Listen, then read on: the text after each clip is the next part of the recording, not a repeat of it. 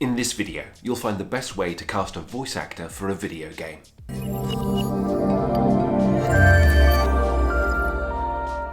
Whether your game is part of a huge AAA billion-dollar franchise or it's just you as a single developer, getting the right voice actors to be part of your game is particularly crucial, especially with gamers expecting more believable, authentic performances as standard. In this video, I'm going to talk about how to cast voice actors.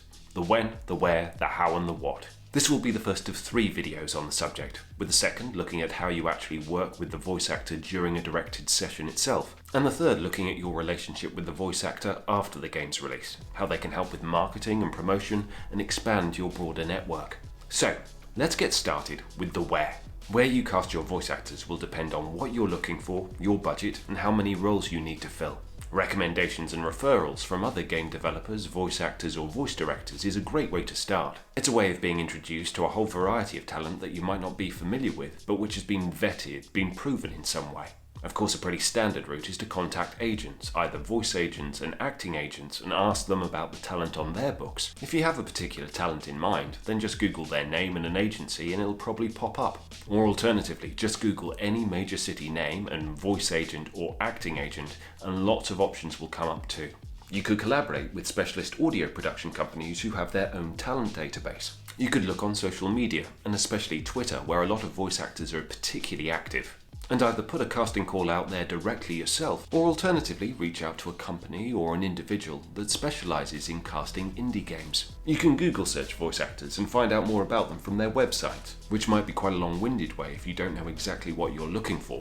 But if you like an actor's previous work, then you may be able to reach out directly. Or of course, you could put a casting call out on a pay-to-play site, a voiceover casting site, inviting lots of voice actors that you may not be familiar with at all to audition for your roles, and seeing what the results are. Now, there is no best or worst source of where you actually get hold of the actors that you want to audition in the first place, but I would say be wary of making your casting call too broad or open. Some of these avenues will result in you receiving hundreds of applications which you'll have to trawl through in order to find what you want, which can be exhausting. So the more selective you are at the front end, the more seamless the whole process will be afterwards. When do you cast your voice actors? Again, it depends on a project-by-project basis. But typically, if it's a more character-based game, then the earlier the better. If you cast early, then it allows your writers to become more familiar with the voice that they're actually writing for, which will result in a greater degree of authenticity. It means you can have less time-sensitive meetings with your actors to discuss the role, and you can be a sounding board for each other's ideas. These sorts of creative discussions in the early stages could mean that your time actually in the booth recording with the voice actor is much lower as a result. But if the role is more functional, then that's not necessary. Now you will suffer our wrath! In which case, casting closer to the actual recording time may be more suitable because it ensures an actor's availability. How do you cast your voice actors? The wisest thing to do to start off with is to delegate if you can afford to. Voice directors will often already be familiar with talent, how to direct talent, and it will allow you to pick up experience along the way through observation. Each actor may need a slightly different approach depending on the material. A professional director can save you time and get creative results that you never might have expected. We start shooting the scene, action, and I go straight into it. And it feels weird and it feels false. And we do it 3 or 4 times. And Neil walks up to me in between takes, and I'll never forget this. And he says, "I'm picking up on some resistance." And I said, "Yeah, you're damn right you're picking up on some resistance because we've got it. It's in the can. It was take 1. And he said, "Let me tell you what I have. I have a man broken." And I was like, "Yeah, his fucking daughter just died." He goes, "No, I have a man broken. What I don't have is what's happening. This is happening. I can fix it. It's not working. She's going. She's gone. I'm broken." And that is when I realized that Neil Druckmann was the greatest director I've ever worked with. It can be argued that not all voice directors are created equal, but the majority may provide a level of expertise that can prove invaluable. But if it is only you and you can't afford a voice director, then I do suggest that you check out a couple of acting books. Something like Stanislavski's An Actor Prepares and David Mamet's True and False. A crucial part of the casting process is creating an actual character breakdown, with imagery of the character, their age, their physicality, their accent, their voice description, and biography ideally. When casting, you'll be asking actors to read lines for the character that you might want to actually cast them as. These lines are typically called sides, audition sides, And when you write them, it's important to provide as much context as possible.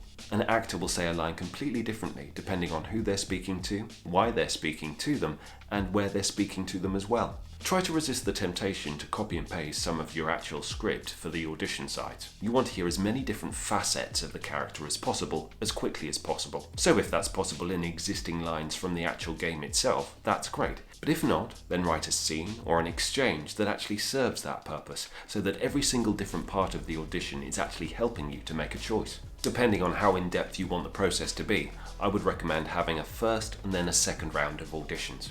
In the first round, have them as sample-based auditions, where you provide direction, the actor records them, and then you review them. And then you could have a second round, which would be a live directed session. So either you or the voice director would be working with the actor through a set script, and you could see what your relationship is like and how free and open they are to actual direction. If you have reference points to the type of game that you want to make, then share them.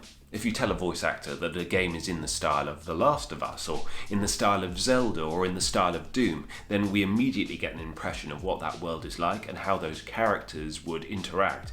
And even if we don't, if we're not gamers, then we can go onto YouTube, see some of that game footage and get an impression very quickly as well. Above all else, look for people who are voice actors as opposed to voiceovers, if that makes sense. Many voiceovers may have a beautiful voice, and it does also require acting, but it's a different kind of skill set.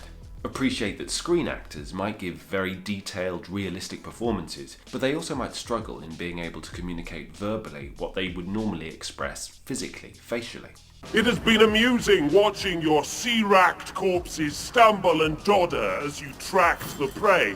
Some stage actors may be particularly good at bigger characterizations or multi-character parts, but some of them could be a little bit too big or performative. And again, depending on experience, some might have quite a lot of mic technique and others may have none.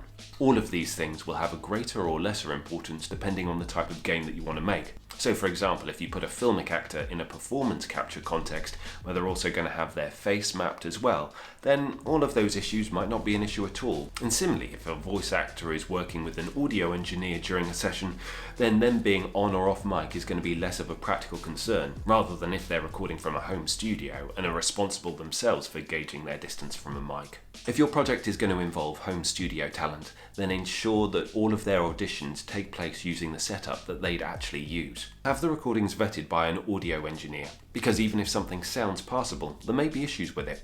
And also bear in mind that you're looking for acoustic continuity. You want to ensure that all these voices sound as if they've come from the same place with a minimum of fuss. And also, cast as authentically as possible. It's 2020, and there's enough talent out there. It's not an excuse to say that you can't find it. And finally, for what? How much should you actually pay your voice actors? Actors' fees typically break down into two things. A per hour fee, called the basic studio fee, which covers their actual recording time, and a buyout that actually licenses their voice for your game, which is normally the basic studio fee again, or a multiple of it. Obviously, as the demands of a project expand, so will the fee. So if additional travel is a factor, if they have to go to an external studio, if they're going to be doing performance or motion capture, or if their likeness is being used, then that will always add on to the buyout fee as a result. And remember also that that buyout fee applies to the actor's contribution to the game only, not any promotional material. If you decide to use their voice in a trailer for promotional purposes, even if it's a line from the game that's already been recorded, then they'll need a separate usage fee for that. If you have a tiny budget, or even no budget at all, then please still don't ask for work for free. Think of a lower per hour fee with a higher usage on the back end, or maybe a percentage of the actual final sales. Just make sure that if you propose such an arrangement, that you have all the terms very clearly set out in a contract. Some very low budget indie games may offer a per word rate, but I would still insist on some kind of usage fee, just in case the game, however small, ends up going viral. Hopefully this video has provided you with a solid overview of all the options available depending on your project, your timeline and your budget. If you found this video useful, please do take the time to like, subscribe and turn on notifications. Thanks so much for joining me, and I'll see you next time.